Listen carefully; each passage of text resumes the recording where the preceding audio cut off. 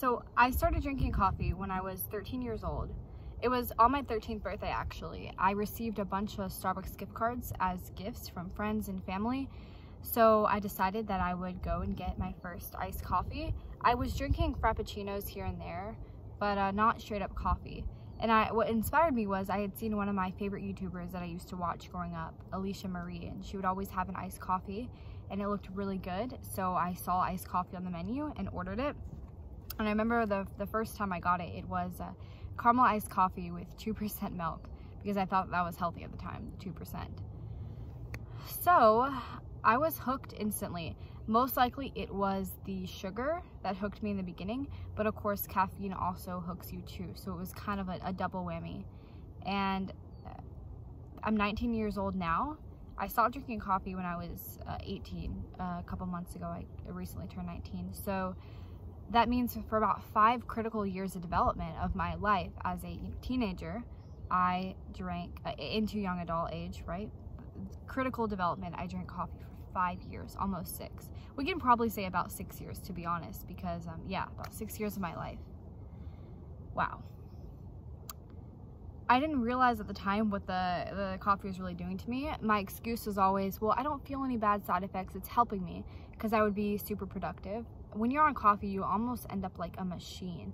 And so I would get so much stuff done, right? I was so busy, but how productive was I really? You know, was I really spending my time and energy on things that mattered, or was I just going all in on things that didn't really matter?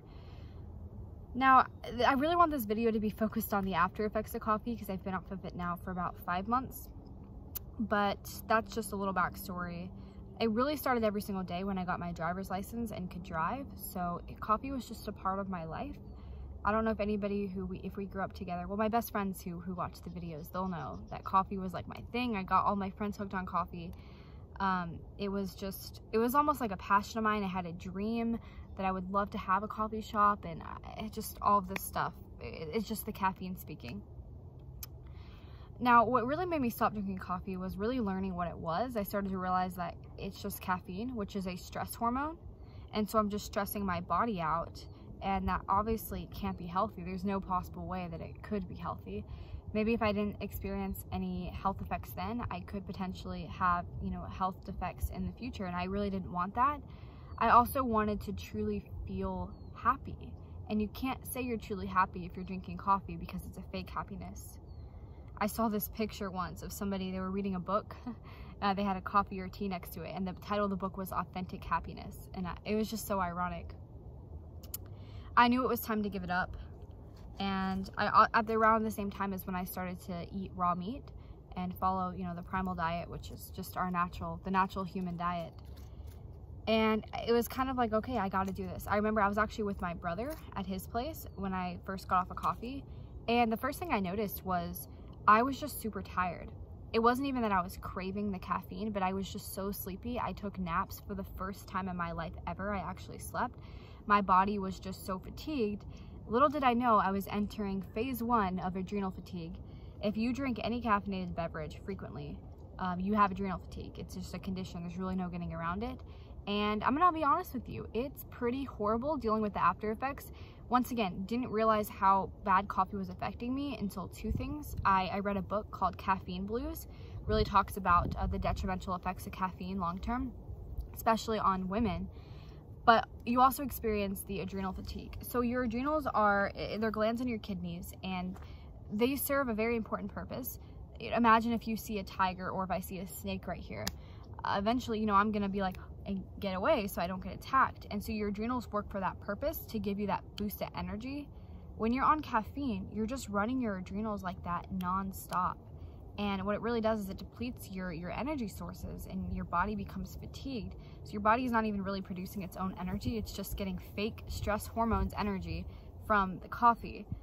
And, you know, during my coffee journey, it really got to the point where I'd be drinking black coffee all the time. I was just so addicted to the bitterness, probably because I was craving liver. Liver is pretty bitter. Chocolate, caffeine, liver, and all that stuff is pretty similar to liver. Fun fact.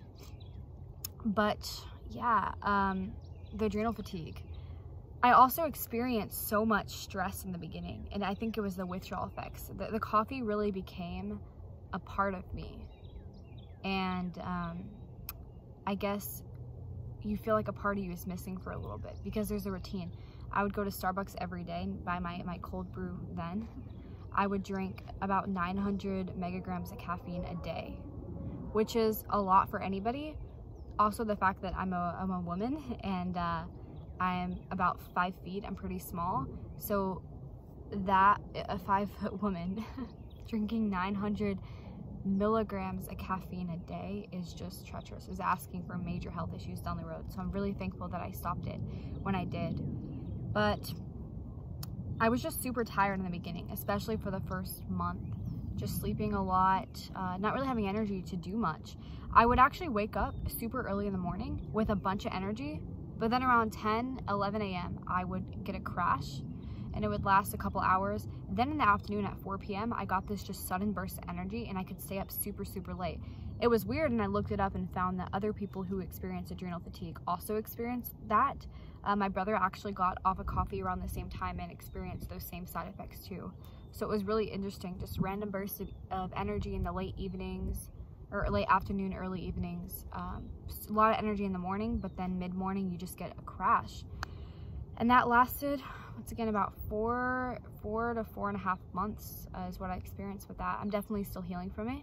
Things have gotten a lot better and are getting a lot better. I also experienced anger. I was just so angry and frustrated at nothing. Nothing in my life was wrong. I had no reason to be angry, but there was just so much anger. And I think a lot of it is the detox too. When you finally stop poisoning yourself and you give your body the nutrients and the bacteria that it needs to heal, then your body actually has to go and purge all the toxins and pollution that's accumulated in your body. And so obviously it's not going to be, fun, roses and all of that stuff. It's going to be a little bit, it sucked. Adrenal fatigue sucked. And that's, every now and then there's a craving to drink coffee, but I just remember the adrenal fatigue and I think, no. One thing that's really great is I don't need it to get up at all. I find that even from the beginning, getting up in the morning was actually no issue, especially when you're getting your energy from raw animal fats and raw animal foods. So my energy levels have actually gone up. So I stopped drinking coffee in November. We're in March now. So it's been about 5 months and I really do feel better than ever now, especially when I started eating 100% raw. I've been eating raw animal foods on and off for about a year now, but I've been following, strictly raw for the past 1 to 2 months, and I felt amazing. I've never felt better before. So much natural energy, no need for coffee at all, and the crashes are diminishing a lot. I don't get mid-morning crashes anymore, so it's really starting to stabilize out. I imagine the healing process from adrenal fatigue, I'm no expert at it, it's just my guess, maybe could take 6 months to a couple of years. So I'm sure I'm definitely still healing. Some of the big things I noticed, which have been the best, is I finally see myself for who I am, not for what caffeine wanted me to see. So when you're on caffeine, your mind is just going and going and going in just endless circles. You never have time to think for yourself. You never have time for yourself at all because your mind is constantly somewhere else. And that was a big problem. And another big reason why I stopped drinking caffeine, because I realized I want to get to know who I truly am. And there's no way I can do that on coffee, on any type of caffeine. So before, years ago, I would look in the mirror and I didn't like who I saw looking back at me. I never was insecure. I always felt, I felt pretty, but I didn't feel beautiful. I didn't feel super confident. I never really cared too much what people thought, but it still wasn't, I would still not like looking in the mirror. I wouldn't like looking at myself in pictures, and I saw somebody different. But now when I look in the mirror, I see myself exactly as who I am. I see myself exactly as if somebody else were to look at me. So I think, and that's a real gift, because now I look in the mirror and I see that I'm beautiful, and it's a feeling too. I also feel, I think a lot of it has to do too with the primal diet. When you're nourished, I think beauty has a lot to do with nourishment, because it all goes down to a cellular level. How nourished are your cells? And so you just feel nourished, you feel whole, you feel in touch with yourself, and your eyes really open up from within. You really start to look within more than from without. I also notice that I see the world for what it truly is. I used to be somebody who would be, you know, go, go, go all the time, trying to hustle.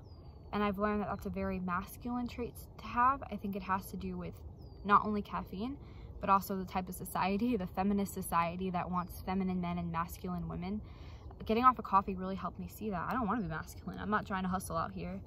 And it really helped me become more secure in my femininity and open my eyes in that realm, because I think I was going down a path that I didn't really want to be. That's a whole nother video, my thoughts on feminism and how women really should be, in my opinion. But things like social media too, I actually deleted my social media channels, Instagram, because I realized how pointless it is. It's really just a hotbed for narcissism, and once again, it just distracts you. It takes you away from yourself, and I didn't really see it. It got to the point where I was posting on social media here and there, and I was internally cringing every time I did it. And I started to realize that it's completely unnatural, and I really started to see, when I look on social media now, I just see, wow, you know, people are just posting pictures of themselves smiling. It's unnatural, it's narcissistic, and it teaches you to define yourself from outside of yourself, from what other people think. And to be a whole person, you must define yourself from within yourself. So overall, that's pretty much the outcome. Life got better in the sense that I feel more calm and composed. I feel more nourished. I'm not poisoning myself. I see myself for who I truly am and my value. I also see the world and others for who they truly are. I've really been more in touch with my intuition, just so many things in life. I could go into specific examples, but for the sake of this video, I won't. We all have an intuition that guides us and tells us when things are meant to be and when they're not.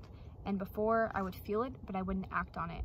But now I do. When my intuition tells me, don't talk to this person, or go, don't do this, I'm not able to listen, because I'm more in tune with myself. And overall, once again, I think this has a lot to do with eating raw animal foods, but you feel an appreciation for life like never before. So thank you for watching. See you in the next video.